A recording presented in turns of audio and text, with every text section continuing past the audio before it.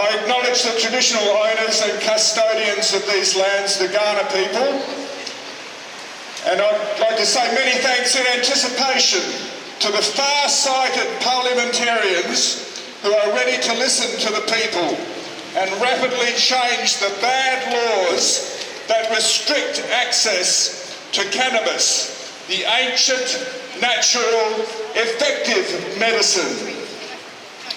I am here today, 14 September 2014, on Parliament House steps in Adelaide, to talk about a very serious topic.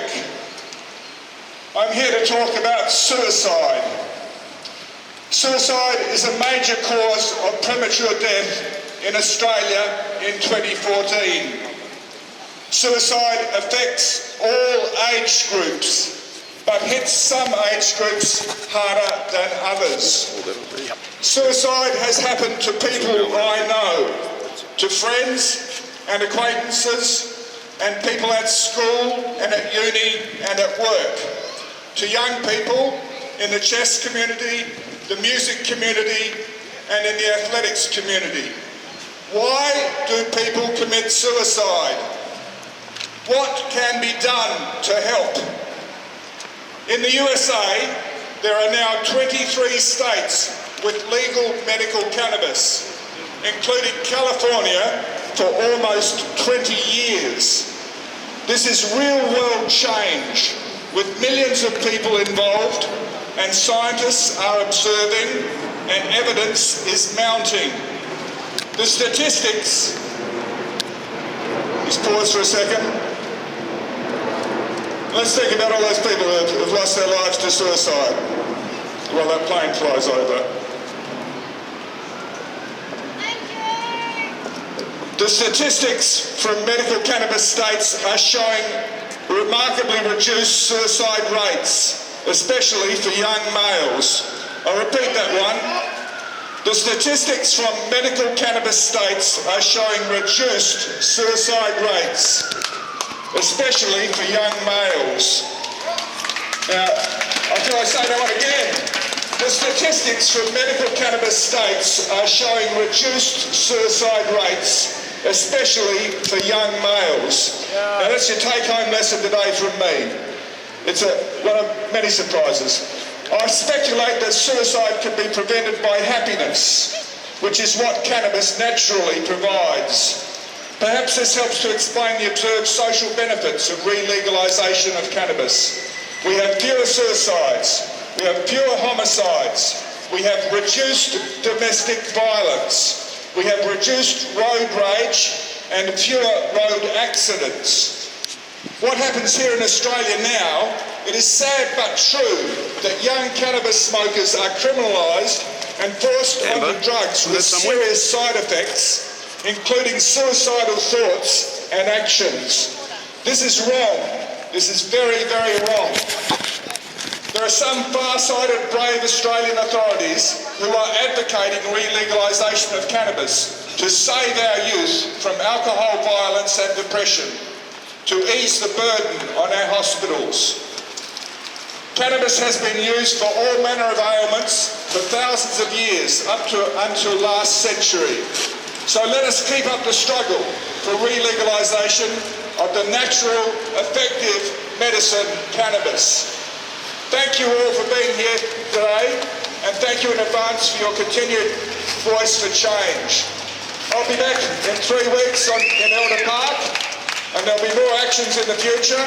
And I'd like to see you bring yourselves along again. Thank you again, and bring all your friends, because we need this change. Thank you.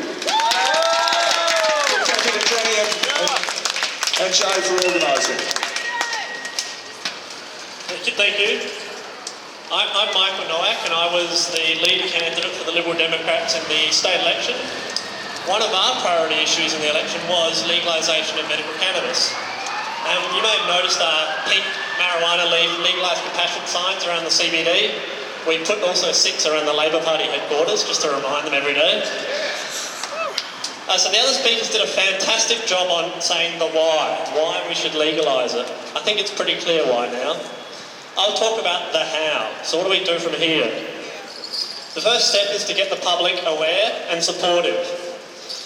So in a poll in July, 2/3 of Australians now support medical marijuana. So we're already there. And only 14% opposed, the rest were undecided. That was a scientific poll, not an online poll. So the next step is to get the politicians aware. This is the tough one, because they don't listen.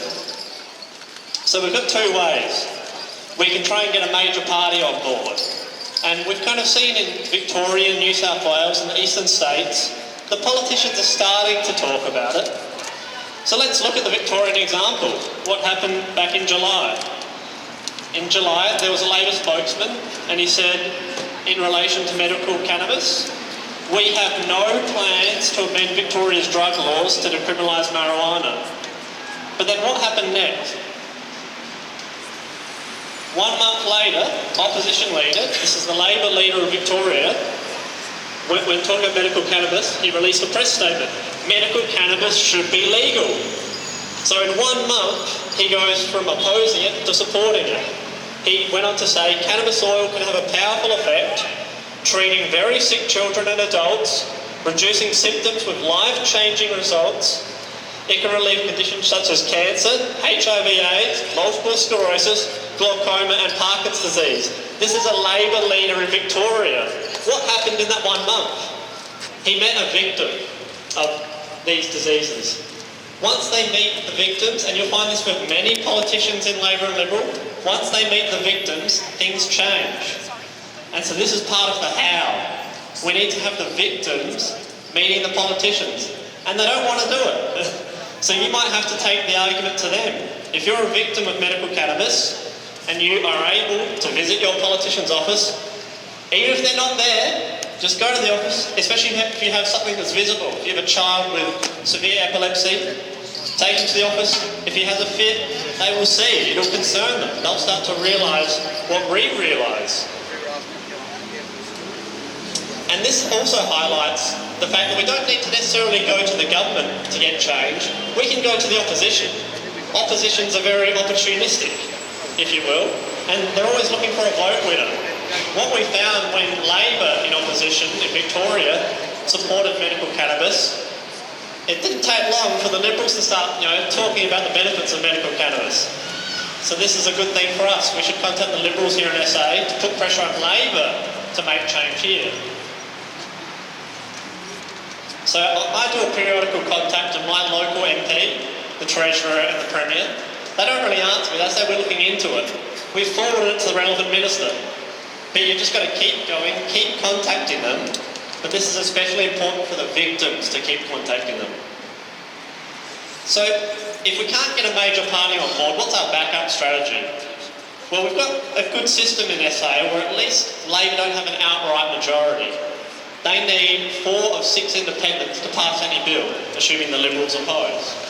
We've got 2 Greens, 2 Family First, a Dignity for Disability, and the Nick Xenophon Upper House.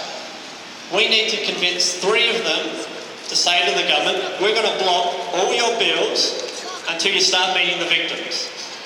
You meet the victims, you talk about the issue, otherwise we're not going to let your bills through. It should be pretty easy to get 3 people. We've got 2 Greens that at least say they're going to talk about medical cannabis. I'm sure Dignity for Disability or the Xenophon team would support it. There we go. So we've already got the 3. We just need them to commit to say no more will pass until you meet the victims and discuss the issues.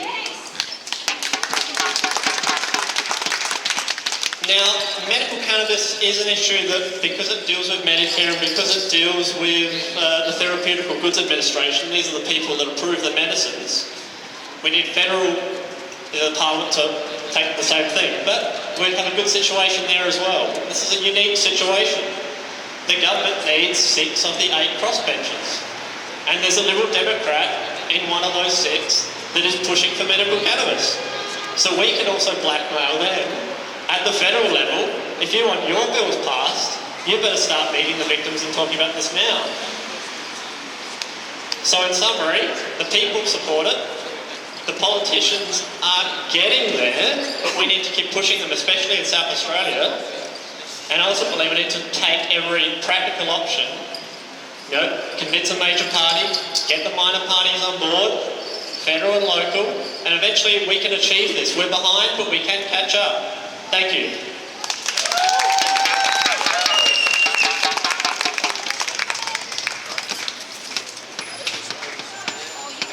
Thanks, Jenny. Thank you.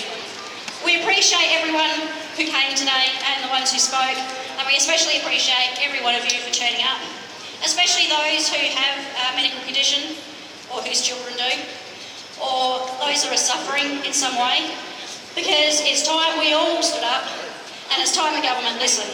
So we've got a little song we thought we'd play for you just to entertain you and say thank you for coming. You ready?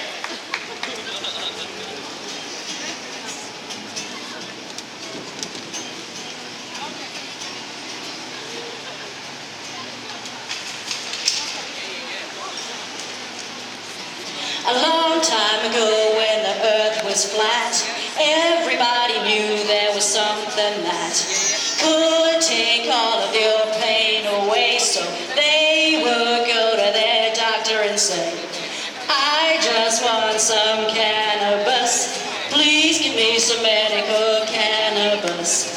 I just want some cannabis, so please give me some medical cannabis.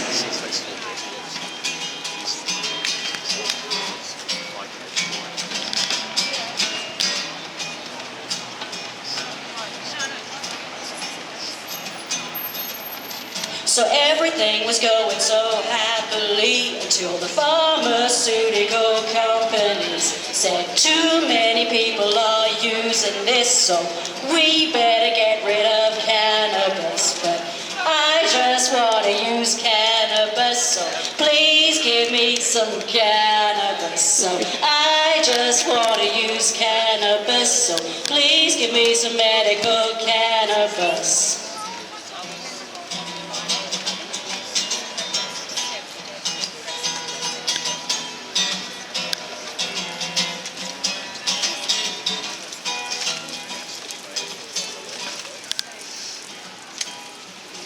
So now we want to ask the government why children are suffering and people die. There's no excuse for it, we don't care how. We want medical cannabis, we want it now. So I just want some cannabis. Come on, we just want some cannabis.